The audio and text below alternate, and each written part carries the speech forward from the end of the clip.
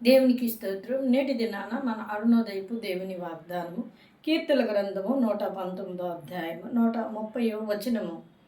నీ వాక్యము వెల్లడగుడుతోనే వెలుగు కలుగును, అది తెలివి లేని వారికి తెలివిని కలిగించును. హల్లెలూయా! ఎంత గొప్ప వాగ్దానం. దేవుని వాక్యం వెల్లడగుడుతోనే వెలుగు అనేది కలుగుతూ ఉందని మరొక్కసారి దేవుడి ఇక్కడ వాగ్దానాన్ని ఆయన మనకి వినిపింపచేస్తూ ఉన్నారు.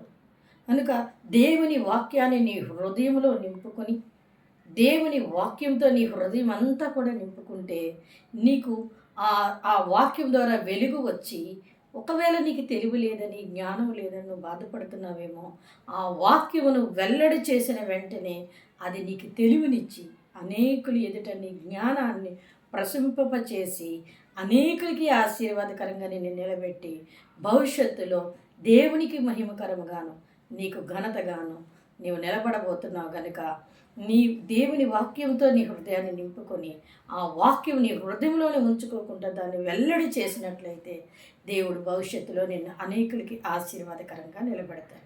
కనుక అరుణోదయాన లేచిన వెంటనే ప్రార్థన చేసుకుని వాగ్దానాన్ని పట్టుకొని నీ జీవితాన్ని ప్రారంభించు. దేవుడు నిన్ను ఆశీర్వదించి వెలుగులోనికి నడిపించి బలపరిచి క్రీస్తుని బండ మీద స్థిరపరుస్తాడు. ఆమేన్.